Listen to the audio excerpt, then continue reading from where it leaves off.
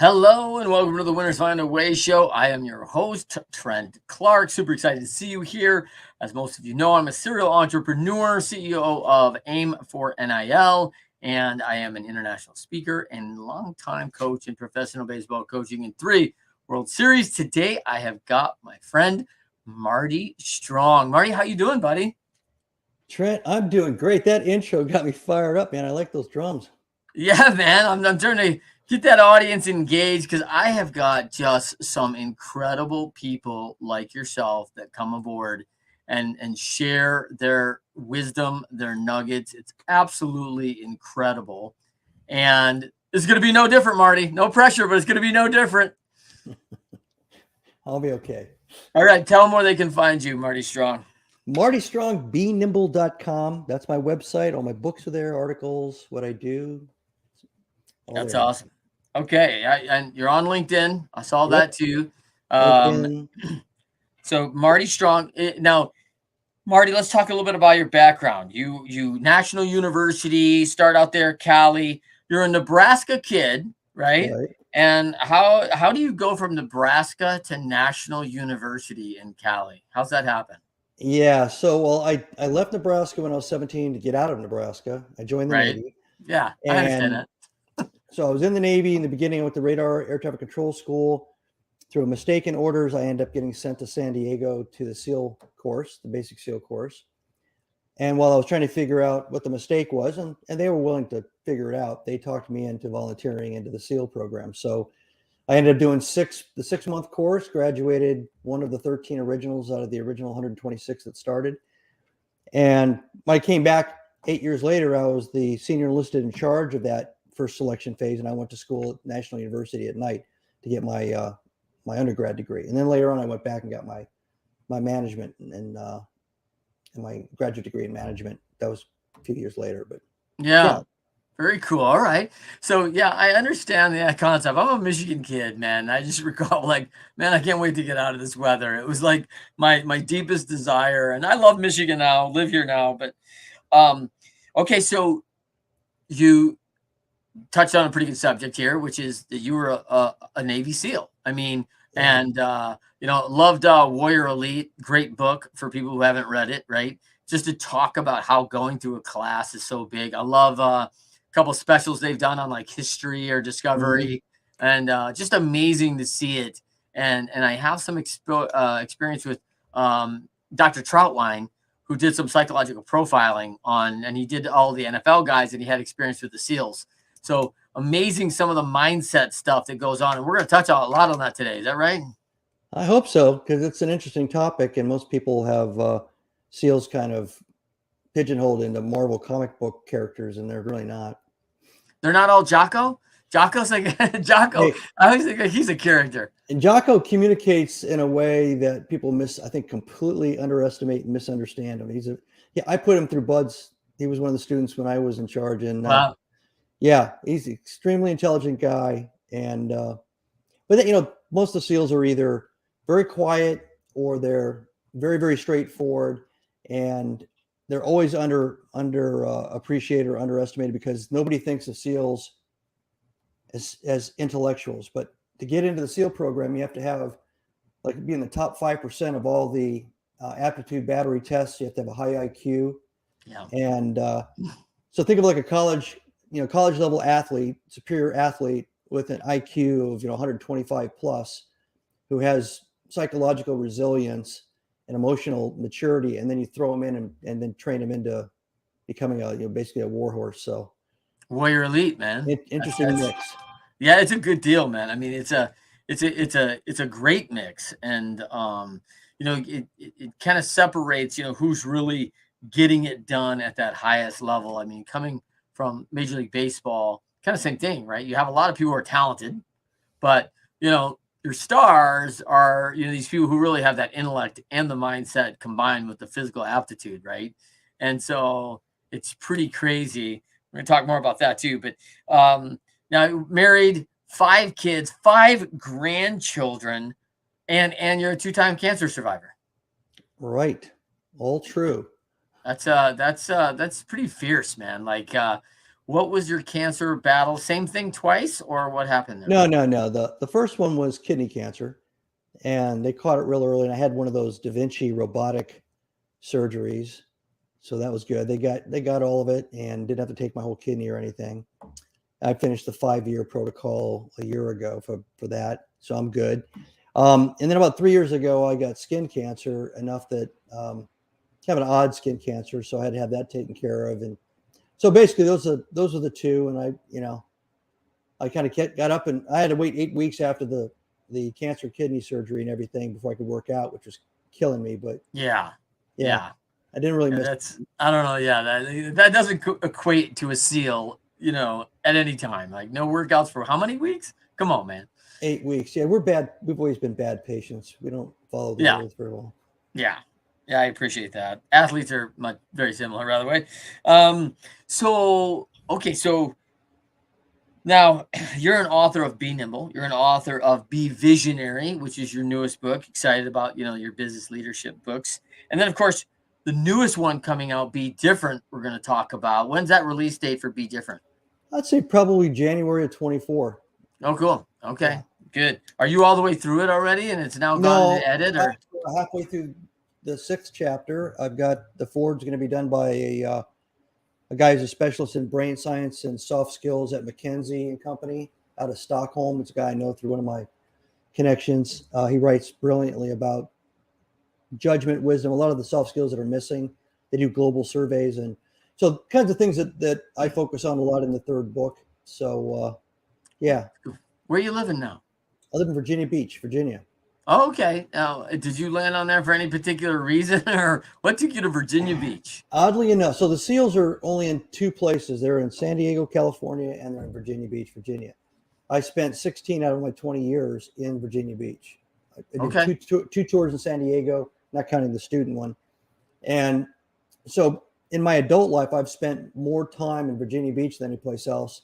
I went to work for Legg Mason as a financial advisor. After 2.5 years, I went to United Bank of Switzerland, ended up being a portfolio manager there, rounded out about an 8-year career all up in Northern Maryland. Got a job offer, came down to Virginia Beach in 2005, and I've been here ever since. Okay, nice. Now, very cool. I also went to another location in the United States that I thought was pretty cool about the SEALs. Last spring break, I went to the SEAL Museum in Fort Pierce. Ah, it's pretty cool. It's now it's a national museum. They just got that, I think, a year ago. Yeah, it's no joke, man. One of my good. I've got the T-shirt. I've got the T-shirt to prove it, man.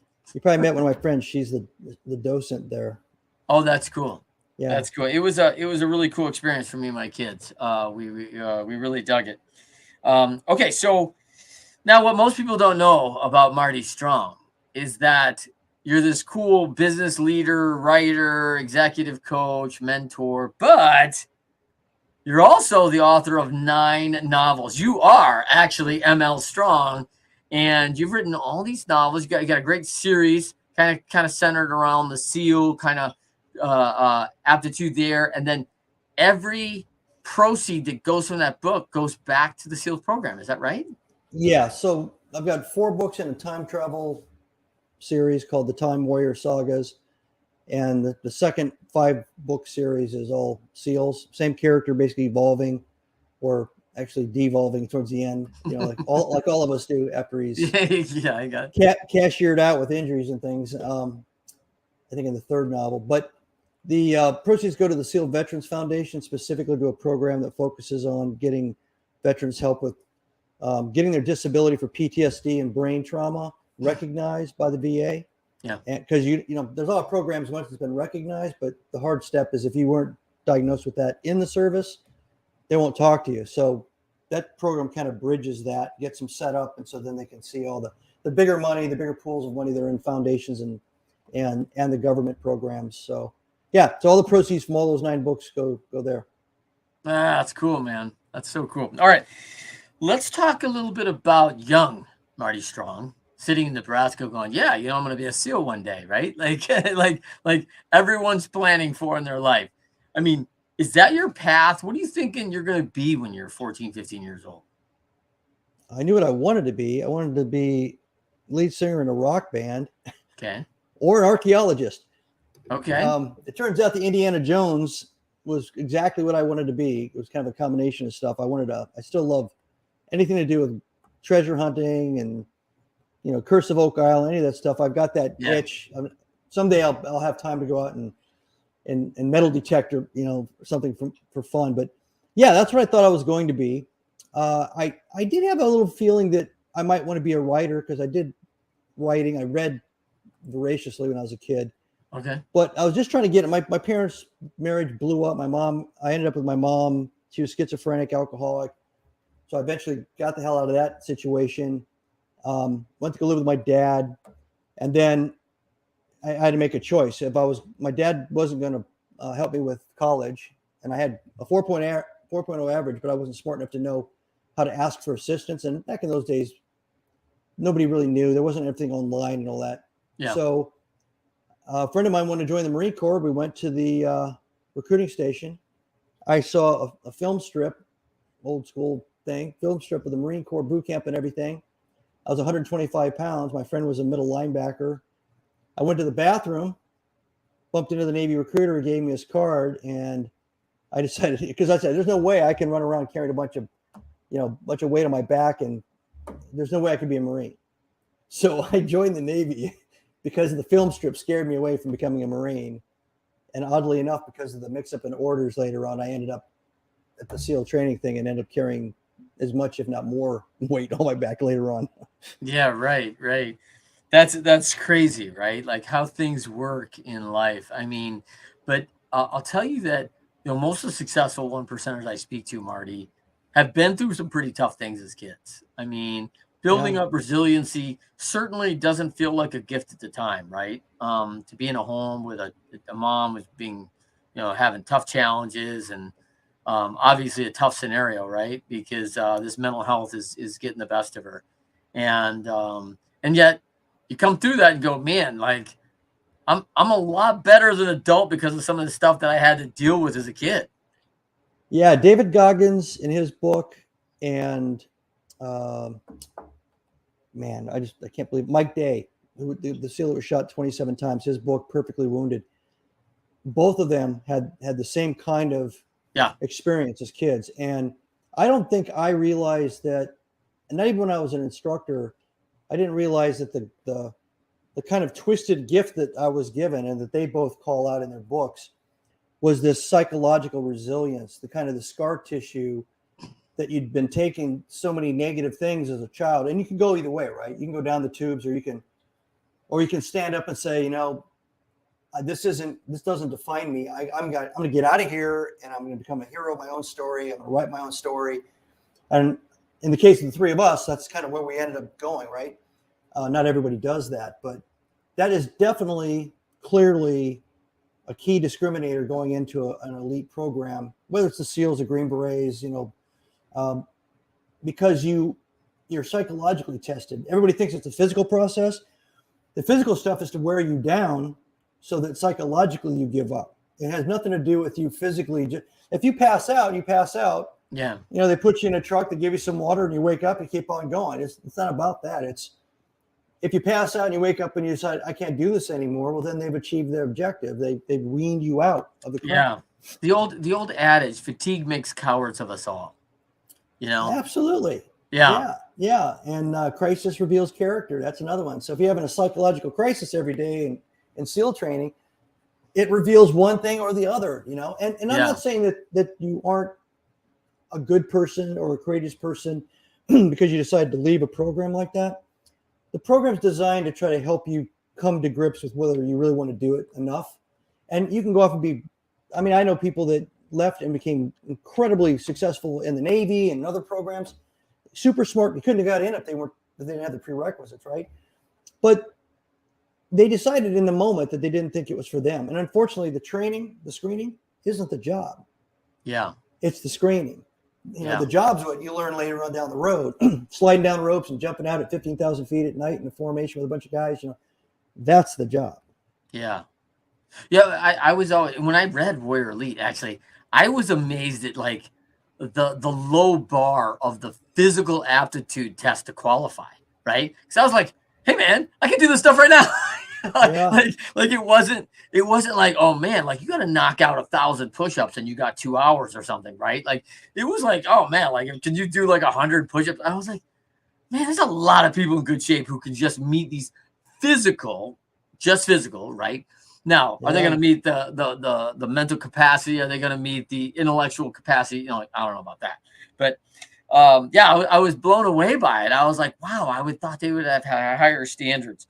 But okay, so let's take a walk into what's really, I think, critical for people who listen to the show.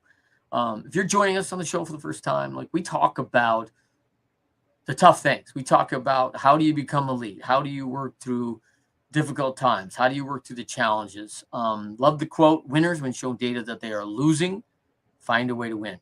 I look to surround myself in all my businesses, in my home, around my friendships, with people that absolutely have figured that out.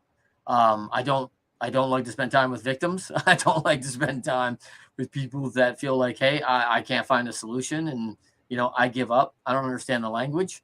So I bring on people that talk about the reality that here's a successful, and Marty's no different here, a successful person sitting in front of you.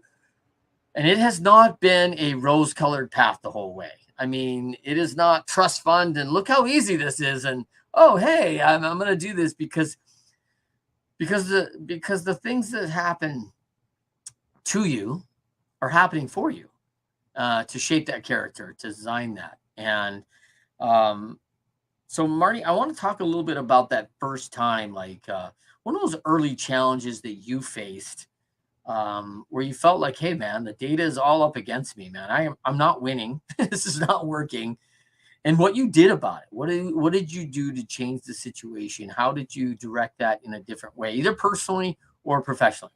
Well, outside of the SEAL paradigm, when I left the service, I went to work for Legg Mason Wood Walker and went through a 4-month training program. Had to take about 7 different licensing exams and things so I could trade bonds and stocks and mutual funds and life insurance and stuff. And that seemed very academic, and some of it was tough, but I thought at the end of it, when I'm done, I'm going to have a desk, and they're going to give me new people walking in off the street, and I'm going to make them clients, and then I'll start managing their money. And what I found out was that worked in some of the bigger cities and some of the bigger offices, but I wanted to live and work in a small town called Bel Air up in northern Maryland, which had a branch of Legg Mason. So I go there, and they said, yeah, well, you're not getting any of the walk-ins. You're not getting anything. Good luck. And as a matter of fact, if you want to go to the dead file where they had all these books of all these old client cards, go for it. You can call every one of those. If you can convince any of them to come back to Legg Mason, they're yours. I'm like, well, how am I going to manage money if I don't have any clients? I said, exactly. The branch manager was this old crotchety Scottish guy who'd been doing this since the late 60s when there were bullpens of like 100 guys per floor ringing bells every time they sold 100 shares of stock and everything. Yeah. And I went and sat down after he told me that, and I stared at the screen of the computer for about an hour because I only got a salary during the training period. It was all commissions and fees after that. And I had little kids, and I just left the military, and I'm thinking, what the heck did I just do to myself? And I also realized if I've got to go out and find people, I've got to be able to sell them on me, sell them on the company, sell them on investments. I had never had one class in sales in my undergraduate degree in business or in my graduate degree in management. There's no sales classes. Yeah, right. So I stared there. I sat there and stared for about an hour. And I told you I have a motivational speech I call the voices in your head. And I would tell you the voices in my head were pretty much saying, okay, come to grips. This is reality. You made a big mistake. You got to go find a real job. Right. Yeah. And then I thought about it, and I got up and I left for the day. Didn't want to tell my wife that I made this stupid mistake after all this effort and everything. So after about 3 or 4 hours at home, I sat down and I said, who do I know that knows how to sell? And my father-in-law knew how to sell, and that was about it. And he sold machines that put clear wrapping around meat. There you go. I'm like, okay, I don't know what I can learn from a guy who's selling machines that do that. But so I called him up and I told him my dilemma. I whined to him and everything. And I was very much feeling like a victim of my own stupidity, not thinking through it. Didn't ask all the right questions when how did I get this far into it? And he said, hey, look, you're articulate. You used to teach all the time in the teams. You've given speeches. You're not afraid to be in front of people. People like you. You're very trustworthy. And back then, I was like 37. I looked like I was 26. He goes, just go out there and be you. And I said, that's it? He goes, no, there's a couple other things. So he laid out what I had to do. I had to cold call strangers about 400 times a day. He said, do that from Monday to Thursday. And on Fridays, go out and cold walk all the businesses and meet all the local blue collar millionaires. And just keep doing it. And what'll happen is you'll get 99 no's before you get the one yes. But if you put the time in, put the work in, it's going to happen. And then it all comes from referrals. Once you click over that tipping point where you have 5 or 6 or 7 people in the county that know you, boom, right? And he was right. But man, talk about humbling. I went from being, a SEAL officer and a ops officer XO at a SEAL team to suddenly I'm walking up and down Route 40 in Maryland, knocking on doors, saying, hey, you don't know me, but you probably should because, I'm really smart and I can take care of you. And yeah, that was bad. That was bad on so many levels. But I think first of all, let's give some grace to the fact, like, it's not uncommon for people to feel like a victim. Like, and it's an easy emotion to jump into, right? It's an easy place to get to when we're like, oh man, I've screwed this up. I was duped. They paid me a salary. I've been studying my butt off. And now look where I am, I think there's a lot of different ways, but, as opposed to staying in that for 20 years, you stayed in it for 4 hours, right? And there's the big turn is that, hey man, how long am I going to do this? And what's the value of me being there? Because me being there doesn't get me to the next point anyway, right? So you go and figure out, hey, who are your resources? What do you have available to you? Who has an ability to help? Love that. I think it's huge. Let's come back to the voices in your head, because man, when things are hard, the voices in your head are saying, I have a story talking about when I wanted to play in the majors, right? And I remember kind of putting that into the world when I was 12 years old, and I did an assignment for school. And man, when I started talking about that, people looked at me like I was a green alien, like, you want to play where? You want to do what? The percentages and the odds of that, like, you're not big enough, you're not strong enough, you're not fast enough, man. And the voices in my head started telling me like, hey, Trent, you're not enough. And I'm like, man, this isn't a good position to be in, man. This is not going to work. So I'm fighting those demons every day, which are internal, in addition to all these external demons who are, by the way, great people who are looking out for my best interest. I don't think they meant any malice towards me. They probably had no idea my level of commitment to go and try and do that, right?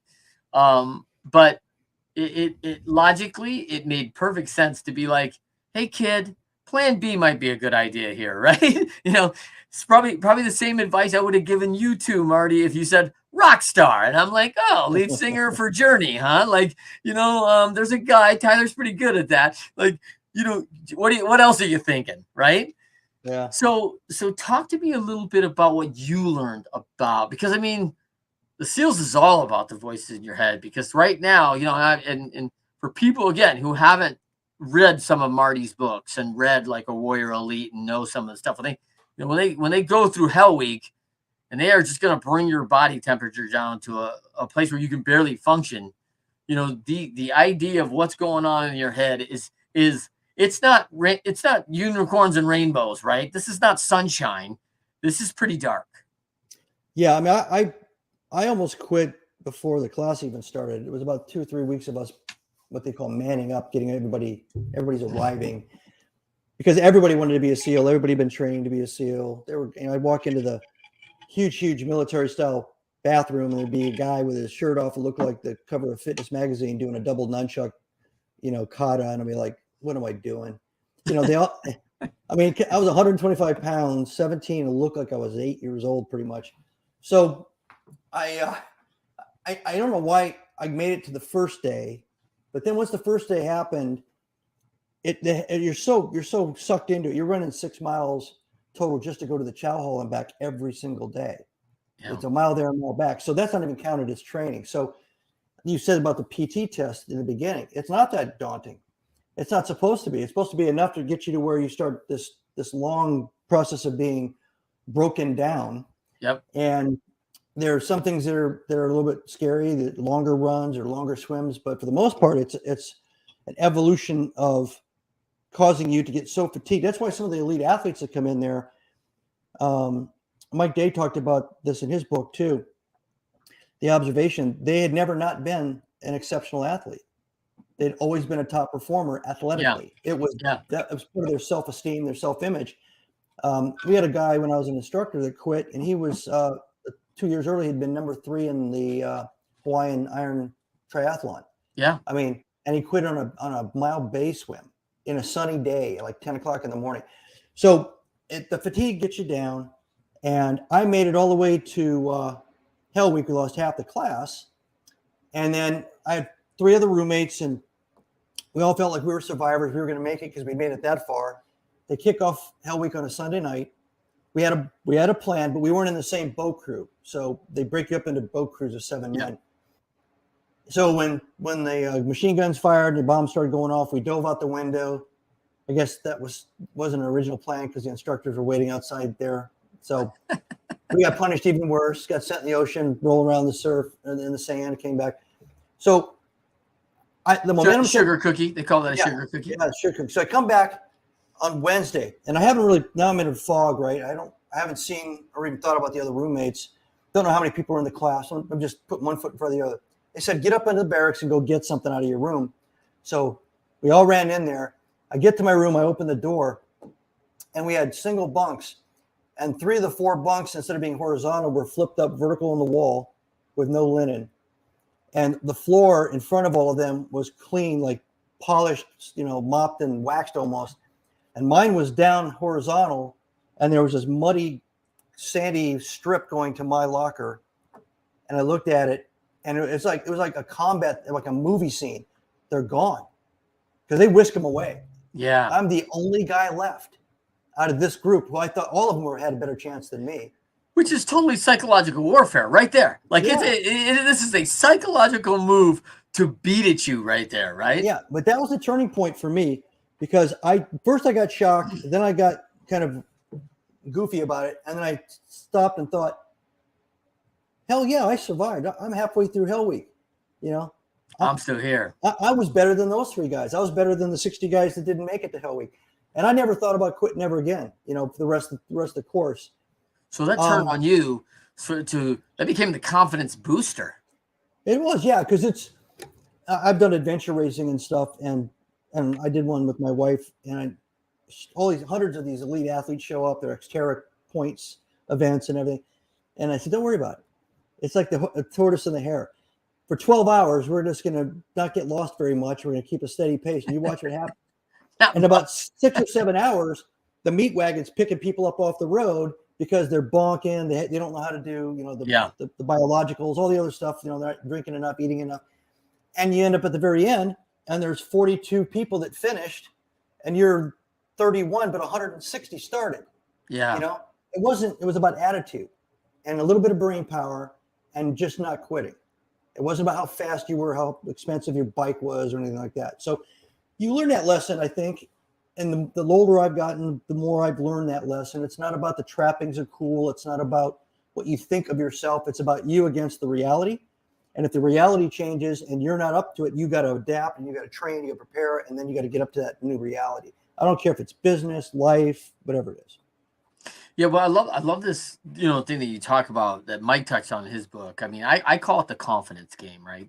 Because at the major league level, there's a lot of athletes that just, they just go through it, and it's like no one ever is really at my level, and then you get to that top level where probably like 40 or 50% of these guys, this is the first time they meet their match, right? And so, like, how do you respond to that?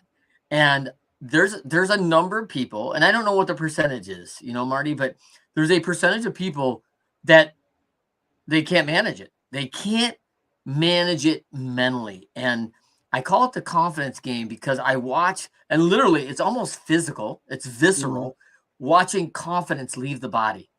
Right. And it's like, man, yesterday, they walk into the clubhouse. Hey, Marty, what's up? Yeah. Hey, man, I'm here. And like, let's go. And the next day it's, we used to watch, we used to read eyes all the time as buds instructors. We could tell, we could write down exactly who was going to quit.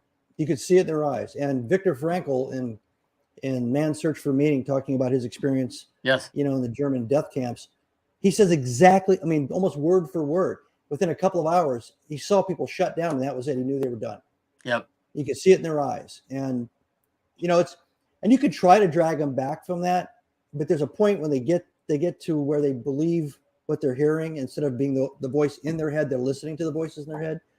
But I think you have to get out of your comfort zone. And the more you do it, the more you get used to the process. You have to have, I teach and talk about it. Intellectual humility is the basis.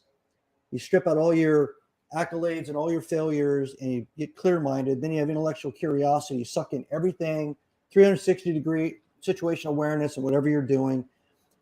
Listen to people you don't normally listen to. Seek information, insights from weird places. And then the third step is intellectual creativity, because you can be intellectually creative and reshape what your world is or what your business looks like if you've done those other two steps. But the key one is the humility one. And if you haven't been humiliated, it's a hard thing to get to. So you got to practice it a little bit by getting yourself out there. Yeah, let's talk a little bit about that. Let's talk about the next challenge, like for you. As a father, you lose one of your child. You lose one of your children. I think that's most parents' worst nightmare. They can't think of anything much worse than that. Talk to me about like going through that. Not just you, but it's not just you. You got to be the stronghold of the family as the father, and you're lifting this thing up with additional children and a spouse that's probably, you're addressing that on all sorts of levels. It's interesting you said stronghold. There's like my family got me there's a big metal thing right over here on my back porch over the deck. It says stronghold. Yeah. So my son was 22. He just got back from a tour in Iraq. And ironically, I told everybody that was concerned about him, I said, he'll be safer there than he is driving around in a car here in the United States. And he died in a car accident at 9 o'clock in the morning in an ice storm, going back from visiting us for Thanksgiving. So it doesn't, it's terrible when you lose a kid at any age. And when they're that age, you've already started really thinking about them as an adult. They're starting to be an adult. You're thinking of them as a family person. What are the kids going to be like? How are they going to be as a father or as a mother? And all that stops. And for that one person, that storyline ends. Yeah. And they're frozen forever, like in his case at the age of 22.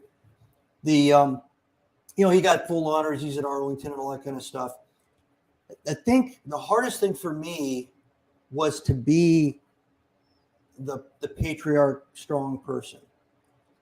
And I'd say it was hard because that's kind of my natural thing in almost any other situation.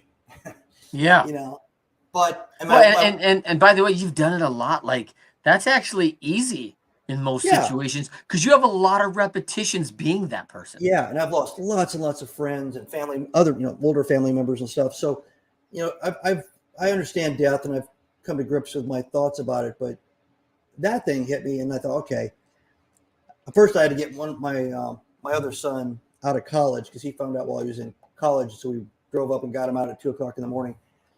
And I think because of his reaction, me and my wife realized that we had to kind of, soldier up and be strong for as long as we had to be strong, which was pretty much through the whole process and until, all the ceremonies were done and all that. And then after that, everybody has doubts about everything. They have doubts about religion. They have doubts about their own life. They have doubts about their own future. I'm talking about my kids and other kind of family members. And so you have this residual responsibility or you don't, kind of depending on whether you want to pick it up or not, right? And so I didn't really have a chance to stop and just chill out and think about it for myself for probably 6 or 7 months. Wow. And then after about a year, I came to grips with it and said, okay, this is how I'm going to think about it. But one of the things I did was I said, we're not going to recognize the day he died in that car wreck. We're going to recognize his birthday. And so I told all my kids, I said, this is what I'm doing. I'm going to, when he was here, he left a half bottle of flavored vodka. So I'm going to put that out there with a shot glass. And me and my wife are going to put whatever we like to drink with shot glasses. We'll put a little birthday cake. We're going to write a message in a birthday card. We're going to do a shot. We're going to take the birthday card out. And we're going to set it on fire and let it go up to Valhalla. And we've been doing that for 16 years. And they all jumped in it. So we all take pictures of it and send it to each other when we're doing it. Trying to make it more of a celebration of who he was, instead of the event. And that was one of the things I came to grips with, after a while. Yeah. So for people out there that are, struggling with that, man, that's a lot of delayed grief, man. Like not because the stronghold, right? Like you play your role but man, that can eat at people. Like if you don't ever finally get the time. And when you do get the time, and you can actually lean into it a little bit, man, those are hard days. Yeah. And you can, especially, I'm an expert at between growing up in the situation I grew up in and then SEALs and combat and everything, you compartmentalize, right? And it's a survival skill. Yep. But compartmentalizing doesn't mean you destroyed it. It just means you put it away. And then there's things that can trigger it, right? So maybe like 3 years later, my wife and I were watching some Disney movie or something, and a little boy that's in the movie, dies. He falls into a stream or something and dies. And I would just explode bawling like a little kid. Yeah. Not because of him. Yeah, right. Like this isn't because it's the best writing Disney's ever had. Like it's because in my mind, especially in the beginning, I kept thinking of him as a 6-7-year-old kid. At that age where they aren't saying "I hate you, Dad," it's where they they want to go everywhere with you, Dad. Yeah. And that kid kind of personified that, and I didn't realize until I was bawling that surprised the heck out of my wife. But anyway, that went on for a couple of years, but then eventually that stopped, and so I've got a huge blow up picture of him in my fitness room around the corner here, and I say hi to him every morning, and that's cool. That's cool. Let's talk a little bit about, what we call counseling quitters, right? This is a tough gig, and I'm always flabbergasted by the numbers of the SEALs game, which is a lot of people come in and they're all highly qualified and already the best of the best. We're watching all the playoffs, right? I went to 3 World Series, and now I'm watching the NHL playoff shakeout. The NBA playoffs are shaking out, and we just watched the NCAAs, right? And I like to remind people, there's only one winner in the end. It's like everybody else loses their last game except one team, right? So like, there's a lot of tough things when you don't win, and like you kind of touched on this earlier, where it's like, hey, just because you didn't win this SEALs game, there's a bunch of people that didn't graduate buds, but went on to great careers in the Navy and went on to start companies and invent things and become lawyers and, contribute to society in a lot of great ways, right? So talk to me about like that first initial counseling of a quitter, man, when those eyes go dark. It's like, hey, man, I don't think I'm going to make it. Yeah, they're much better at this, by the way. They actually do post it's called drop on request, or DOR, when they quit. They do much better job now of working with them so they don't get depressed and everything. To point out what you just said, because on average, going back to 62, there's about 500 candidates that are screened down to about 100 to 130 people for the class to start. So you already went from 500 to 130, and then you lose about half of them before Hell Week, and then you end up with 25% historically, make it. 75% is the attrition. So really, the first thing is you had the guts, the audacity, the drive to volunteer to go through all that. And if you got through the 500, then you're 120 of 500. Already you're down selected elite, right? And then if you get to Hell Week, you're down selected again. And if you get through Hell Week, you're down selected again. So if you get to the end, sure, you get to go into the SEAL teams. But if you don't make it that far, what does that say about you? That still puts you in the top 5% of people in the Navy for sure, and maybe even the military at large, because you made it that far and you were selected for all those attributes and capabilities. And I think, so when I went through, when you quit, they just put you in a truck, took you across to where all the ships were, and stuck you on a ship and started painting. And they didn't care. They didn't care about your psychology or anything. When I came back as an instructor 8 years later, they were smarter. So if guys dropped out at different points, they'd send them to deep sea diving school or bomb disposal, because they were smart. They were really sharp guys, right? So that was a much better way to deal with it. And now a little bit of a catch net. Yeah, and now they do that, and we have special boat units that have a special separate kind of training program. So there's a lot of different places they can, kind of like what happens in aviation. Everybody wants to be a fighter pilot. So you got 500 guys every year that want to be a fighter pilot, and 40 are picked to be fighter pilots. Yeah. And the rest are picked to be helicopter pilots and air refuel, fixed wing pilots, and and a few don't get to be pilots, but you need all those pilots to do all those things. Fighter pilot's just one way of flying a plane in the military. So it's that same kind of breakout. It's not a all negative, I guess, engagement. There's a lot of positive just for having started in the first place. Yeah. Yeah, I love that. And by the way, great adjustment on that part. Like, I mean, I think that's a really big deal for folks to make that adjustment. I always remembered, perspective, right? I remember Andy Roddick. I played college baseball and tennis both. And Andy Roddick was a guy kind of my age. He was a little younger than me. And I came up with a lot of pro players as a kid. And Andy was a good player, like he was like number 5 in the world and number 7 in the world. And man, like he took all sorts of grief in the United States because he didn't win Grand Slams. He was in the middle of this era where you got all these great players, and he's great, but he's just not quite as good as they are. Right. Yeah. And, and he's like, man, the press just eating him alive. And he goes, hey, just to put this in perspective, like I'm one of the best 10 players in the world. That puts me on the starting team of the NBA All-Star game, like every year.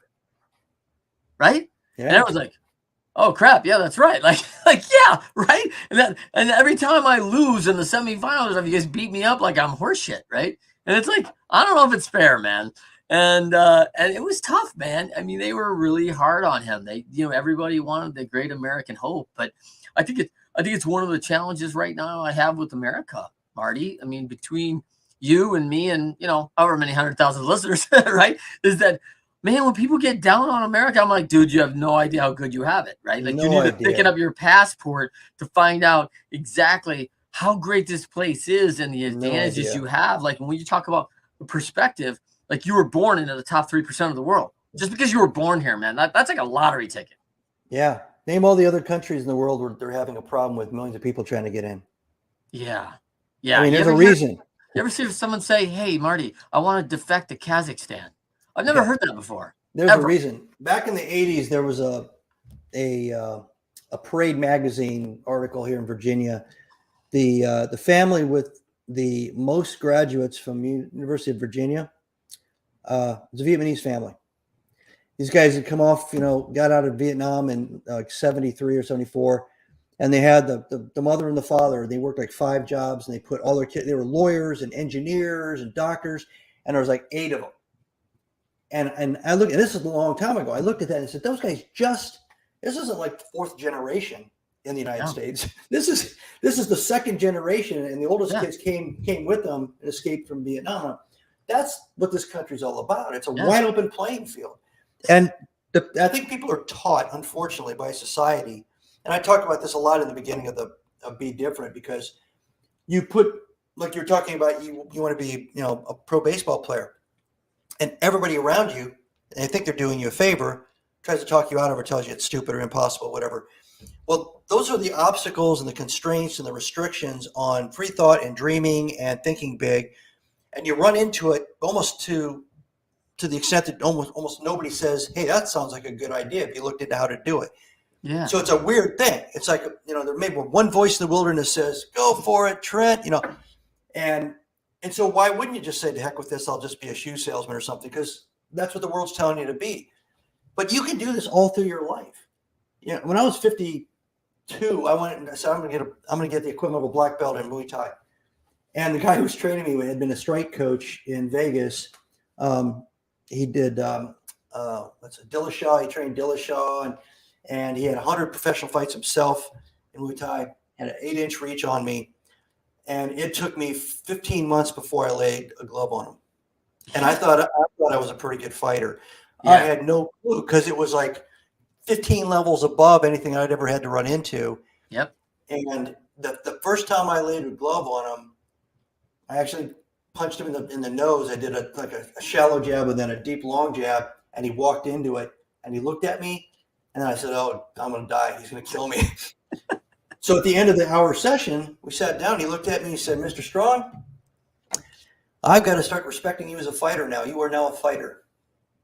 I've got to start protecting myself." 15 months, man. Yeah.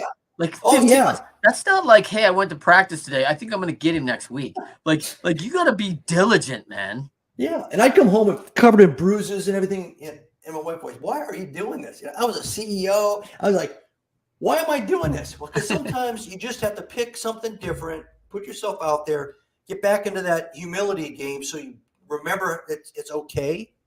And once you clear your mind of what you think you are, or how big or bad you are, or how bad you are, the negative side, you just go for it. Learn something new, learn something fresh. That's why there's a lot of, like Staubach and Gail Sayers, and they went off and became fantastic businessmen.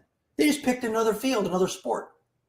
Yeah. Applied the same principles, right? Yeah. How to work hard, how to prepare myself. Yeah. Find someone who's done it. And this is, I mean, I think like 30 years ago, you said, hey, an adventure race, I would be like, holy shit, man, I don't know how to do that. Like, who does that, right? And so now I go, hey, listen, let me call my guy Marty Strong, man. Like, I know someone who has done it. And like, hey, this is how you're going to get prepared. Like, by the way, this isn't next month, right, Trent? Like, you need to get ready, and it's going to take some time.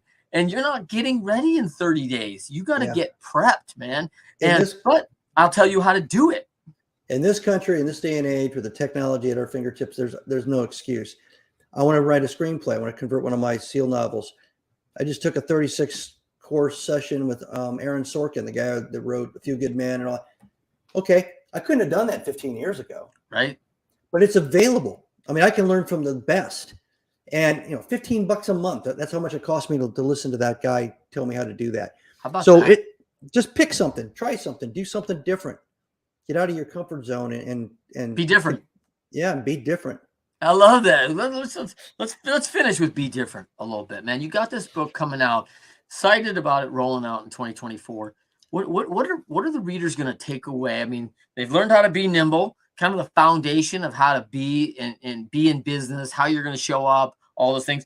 Then you're going to be a visionary, which is that next step, really. Like, you're going to learn, like, hey, how to be a really good and a leader. Strategy, yes.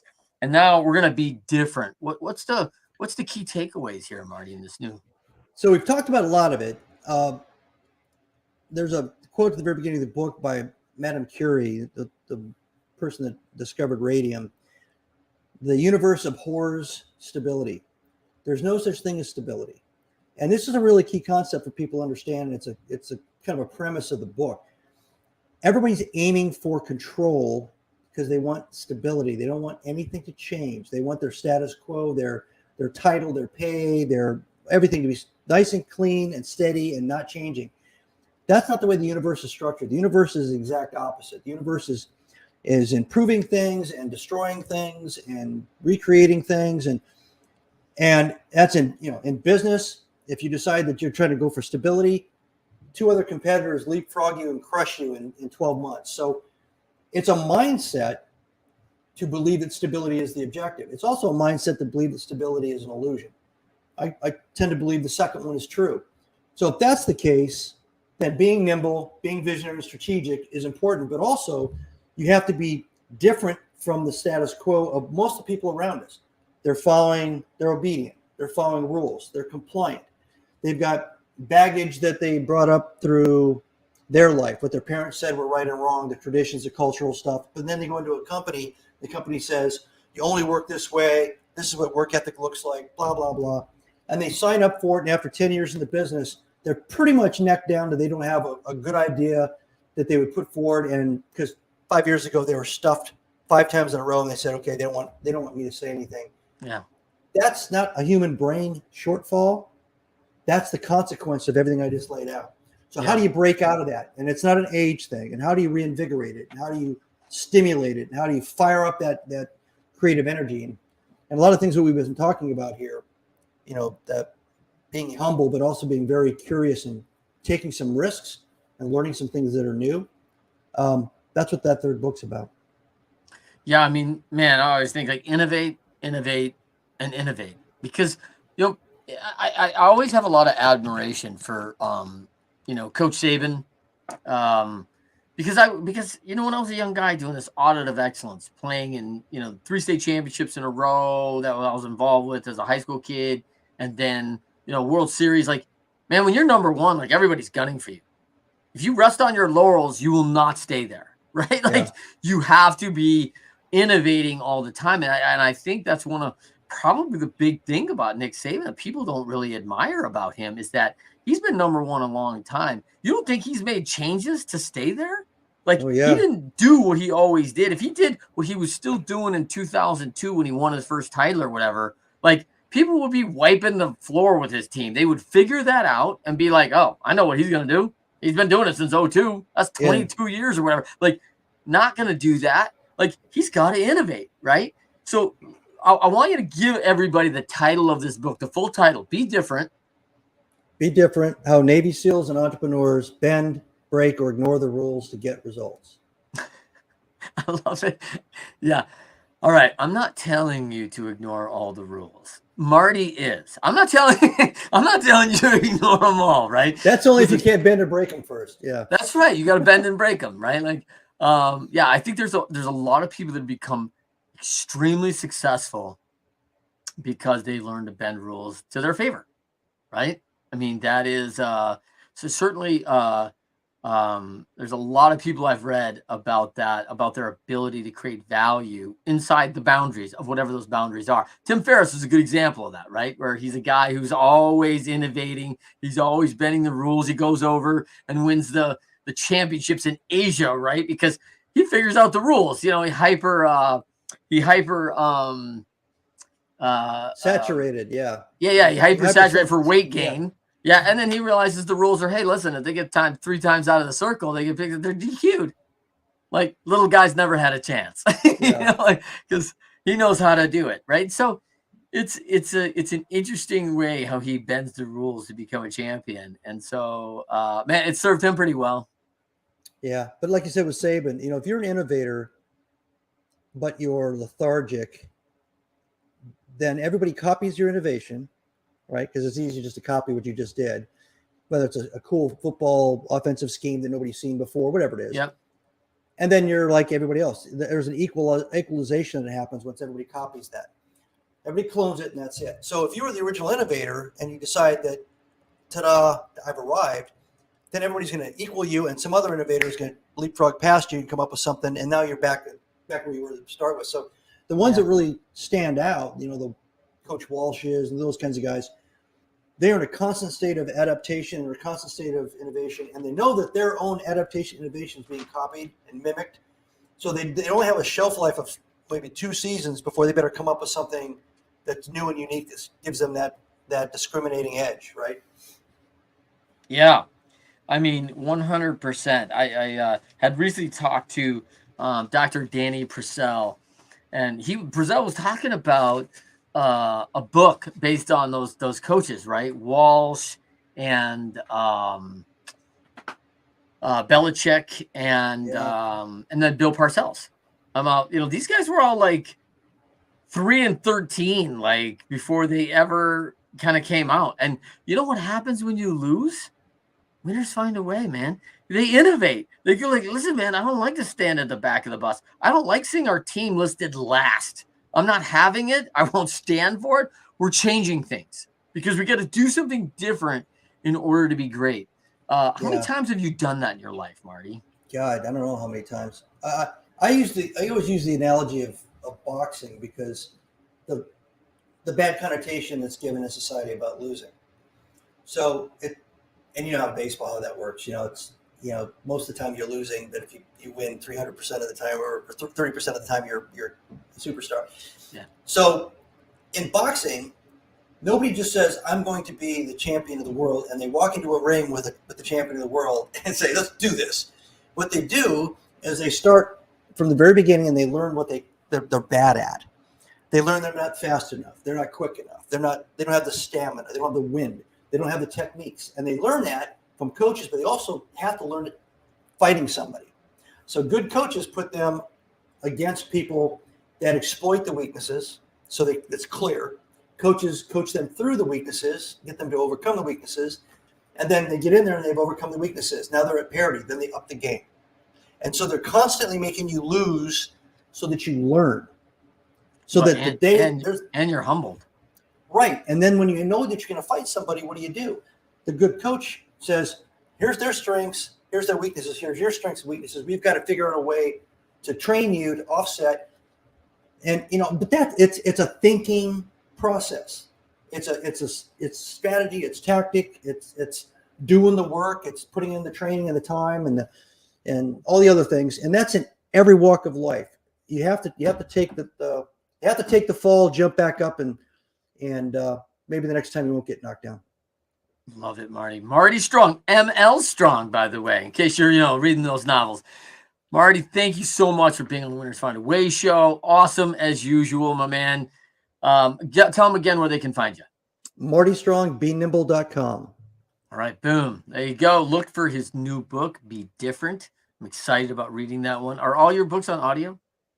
All the SEAL books are on audio. 2 out of the 4 time travel books are on audio right now, and both Be Nimble and Be Visionary on audio. Do you read them? Do I read them myself? Yeah. That's a good question. I have not read my novels since they went to final print. I had to listen to both Be Nimble and Be Visionary because I'm doing so many interviews and things that people were going, so I bought your book on page 43. You said, and I'm like, that was 2 years ago. Yeah, I don't remember that. So I actually I got my books on audio and on Audible and listened to them. It's okay, because when you're working on the next book, you forgot everything you said, but the person who just read it knows. Yeah, so I've listened to those 2 books. There you go. All right. Marty Strong, for everybody else, thank you for joining us on the Winners Find a Way show. Our show airs every Friday, 12:30 p.m. Eastern, 9:30 a.m. Pacific on our Leadership YouTube channel, LinkedIn Live, Facebook Live. Also check out our podcast on your favorite podcasting network. Like us, subscribe us, share us. We give great stories and always the best guests. Marty Strong, no different, my man. To everybody else, we'll see you next Friday.